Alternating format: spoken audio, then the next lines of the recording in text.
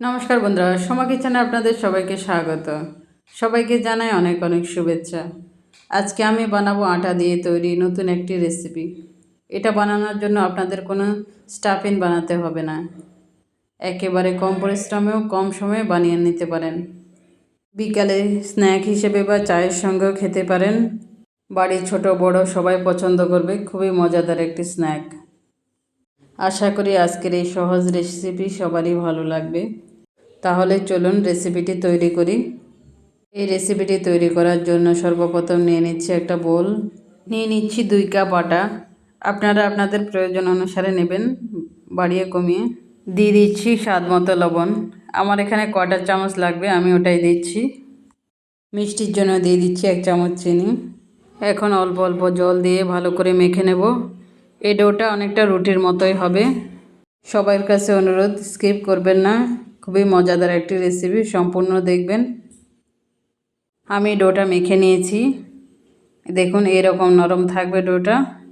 রেস্টে রেখে দিচ্ছি 10 মিনিটের জন্য। এখন স্টাফিংটা তৈরি করার জন্য নিয়ে নিচ্ছি 4টা কাঁচা আলু। সিদ্ধ করার কোনো প্রয়োজন নেই। আমি এখন আলুগুলোকে গ্রেটার দিয়ে গ্রেট করে নেব। এখন আমি এইভাবে সবগুলো আলু গ্রেট করে নেব। সবগুলো আলু আমার গ্রেট করা হয়ে গেছে। এখন আমি একটা পাত্রে জল নিয়ে জলের মধ্যে আলুগুলো ভিজিয়ে দেব। সবাই জানে আলু কাটার পরে না ভেজালে আলুগুলো কালো হয়ে যায়। একইভাবে আমি এখন গাজরটাকে গ্রেট করে নেব।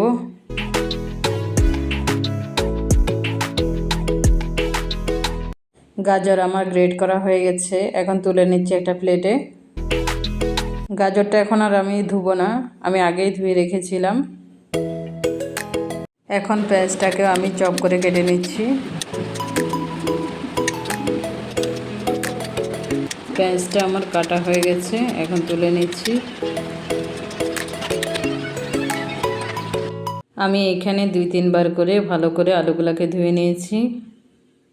আমি এখন আলুর মধ্যে দিয়ে দিচ্ছি গ্রেট করে রাখা গাজর, দিয়ে দিচ্ছি কুচো করে রাখা পেঁয়াজ, দিয়ে দিচ্ছি 1/2 টিস্পুন লবণ। লবণ দিয়ে ভালো করে মিশ্রণটিকে মেখে নেব। মাখা হয়ে গেলে রেখে দিচ্ছি 10 মিনিটের জন্য রেস্টে। 10 মিনিট পরে দেখবেন মিশ্রণটি থেকে কতটা জল বেরিয়ে আসে। এখন কুচি করে নিয়েছি কিছু পরিমাণে ধনেপাতা। ফিরে এসেছি 10 মিনিট পর। এখন গাজর আলুর ভিতর থেকে চেপে চেপে জলটা বের করে নেব। যতটা সম্ভব জলটা বের করা যায়, গায়ে যতটা শক্তি আছে ততটা দিয়ে চাপ দিয়ে আপনারা জলটা বের করে নেবেন। দেখুন এই গাজর আলুর ভিতর থেকে কতটা পরিমাণে জল বেরোচ্ছে। এই জলগুলো আমরা রাখবো না, ফেলে দেব। এখন এই মিশ্রণগুলোকে হাত দিয়ে জোর জোরে করে দিচ্ছি। দিয়ে দিচ্ছি 1/2 টিস্পুন হলুদ গুঁড়ো, দিয়ে দিচ্ছি 1/2 টিস্পুন জিরা গুঁড়ো, দিয়ে দিচ্ছি 1/4 চামচ গোলমরিচ গুঁড়ো, দিয়ে দিচ্ছি 1/4 চামচ চাট মশলা, দিয়ে দিচ্ছি 1/4 চামচ গরম মশলা গুঁড়ো, দিয়ে দিচ্ছি 1 চামচ ম্যাগি মশলা। আপনারা চাইলে ম্যাগি মশলা দিতে পারেন, নাও দিতে পারেন। ম্যাগি মশলা দিলে টেস্ট খুব ভালো আসে, এর জন্য আমি ম্যাগি মশলাটা দিয়েছি। দিয়ে দিচ্ছি 1 চামচ কাঁচা লঙ্কা, দিয়ে দিয়েছি 1 চামচ আদা রসুন কুচি। আদা রসুন কুচি দিয়ে ভালো করে মিশিয়ে নেব। ভালো করে মেশানো হয়ে গেলে রেখে দিচ্ছি একটা সাইডে। আদা রসুনটা আমার এখানে স্কিপ হয়ে গেছে। এখানে ডোটাকে আরেকবার মেখে নিতে হবে। আমি ডোটাকে এখন আরেকবার মেখে নিচ্ছি। ডোটা ভালো করে মাখা হয়ে গেলে মিডিয়াম সাইজ করে ডো থেকে লেচি কেটে নেব। লেচিটা কাটা হয়ে গেছে, এখন আমি রুটি বেলে নেব। কিছু পরিমাণে ময়দা ছিটিয়ে একটা গোল বা লম্বা যে কোনো শেপের আপনারা রুটি বেলে নিতে পারেন। আমি এখানে গোল শেপ দিচ্ছি, আপনারা চাইলে লম্বাও দিতে পারেন, এটা নিয়ে কোনো ম্যাটার না। এটা রুটি বেলে নিলেই হলো, যে যেভাবে পছন্দ করে।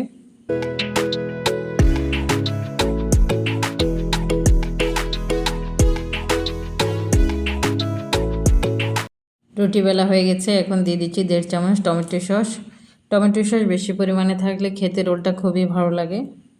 এখন ভালো করে রুটির মধ্যে দিয়ে টমেটো সসটাকে মিশিয়ে দেব।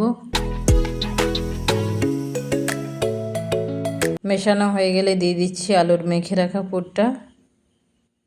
এরপর রুটিটাকে একটা গোল শেপ দিয়ে দিচ্ছি। একটু চেপে চেপে আপনারা এটাকে গোল করে নেবেন যাতে ঢিলে না হয়। ঢিলে হলে ভিতরে পুরটা বেরিয়ে যাওয়ার সম্ভাবনা থাকবে। এই কাজটা খুবই সাবধানে করতে হবে। রাউন্ড করা হয়ে গেলে দুবার ভালো করে ঘুরিয়ে দেবেন। এরপর রোলের দুপাশে ভালো করে চেপে দেবেন। আমি যেভাবে করছি সেভাবে করার চেষ্টা করবেন যাতে ভেতর থেকে পুরটা বেরিয়ে না আসে। এখন রোলটাকে স্টিম করার জন্য একটা ছিদ্রযুক্ত থালা নিয়ে নিচ্ছি। আমি এর মধ্যে কিছু পরিমাণে তেল দিয়ে দিচ্ছি। তেল দিয়ে ভালো করে ব্রাশ করে নেব যাতে রোলটা স্টিম হলে উঠে যায় ভালো করে। তেল না দিলে রোলটা চেপে গিয়ে লেগে থাকবে, ছিঁড়ে যেতে পারে। আমি একইভাবে আরেকটা রোল আপনাদেরকে বানিয়ে দেখাচ্ছি। আমি একইভাবে বাকি রোলগুলোও বানিয়ে নিয়েছি। রোলটাকে স্টিম করার জন্য নিয়ে নিয়েছি একটা বাটির মধ্যে জলটা ফুটে উঠলে দিয়ে দিচ্ছি রোলের থালাটা। এবার একটি ঢাকনা দিয়ে ঢাকিয়ে দিচ্ছি। ঢাকনার মধ্যে কোনো ছিদ্র থাকলে সেটা বন্ধ করে দেবেন। এই রোলটা স্টিম হতে 2 থেকে 3 মিনিট সময় লাগতে পারে। 2 থেকে 3 মিনিট পর ঢাকনাটা সরিয়ে দেখে নিচ্ছি রোলটা সিদ্ধ হয়েছে কিনা। দেখুন সুন্দর স্টিম হয়ে গেছে।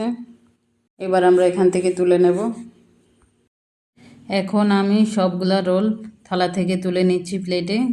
এই রোলগুলো গরম গরমই উঠিয়ে নিতে হবে, নাহলে ঠান্ডা হলে লেগে যেতে পারে। আমি এখানে আটা দিয়ে করেছি, আপনারা ময়দা দিয়েও করতে পারেন। আর স্টিম করার পর রোলের 2 পাশ কেটে ফেলে দেবেন, তাহলে দেখতে সুন্দর লাগবে। আমি রেখে দিচ্ছি। আমার স্টিম করার থালাটা খুবই ছোট, এর জন্য রোলগুলো বেঁকে গেছে। আপনারা একটু বড় পাত্র নেবেন, তাহলে রোলগুলো সোজাই থাকবে, দেখতে সুন্দর লাগবে। এখন এই রোলগুলোর জন্য পাতলা একটা ব্যাটার তৈরি করে নিচ্ছি। দিয়ে দিচ্ছি 3 চামচ ময়দা, আপনারা কর্নফ্লাওয়ারও দিতে পারেন। দিয়ে দিচ্ছি সামান্য পরিমাণে লবণ, একটু ধনেপাতা, সামান্য পরিমাণে গোলমরিচ। আপনারা লঙ্কাও দিতে পারেন, এতে কোনো সমস্যা নেই। কালারের জন্য দিয়ে দিচ্ছি হালকা পরিমাণে হলুদ গুঁড়ো। কিছু পরিমাণে জল দিয়ে পাতলা একটা ব্যাটার তৈরি করে নিচ্ছি। ব্যাটারটা তৈরি করা হয়ে গেছে। কড়াইতে কিছু পরিমাণে তেল গরম হতে দিয়েছি। এখন আমি রোলগুলোকে মাঝ বরাবর কেটে নিচ্ছি। তেল গরম হয়ে গেছে। রোলগুলোকে ভালো করে ব্যাটারের মধ্যে কোট করে আমি তেলের মধ্যে দিয়ে দিচ্ছি। এই সময় গ্যাসের ফ্লেমটা লো টু মিডিয়াম থাকবে। হাই থাকলে বাইরের দিকটা তাড়াতাড়ি লাল হয়ে যাবে, ভিতরটা ভালো করে ফ্রাই হবে না। আমি একে একে সবগুলো রোল তেলের মধ্যে দিয়ে দিচ্ছি। এই রোলের এক দিকটা ফ্রাই হয়ে গেলে আমি অপর দিকটা উল্টে দিচ্ছি ভালো করে ফ্রাই হয়ে যাওয়ার জন্য। এই রোলগুলো হতে মিনিমাম 6 থেকে 7 মিনিট সময় লাগতে পারে। এই সময় গ্যাসের ফ্লেমটি লোই থাকবে।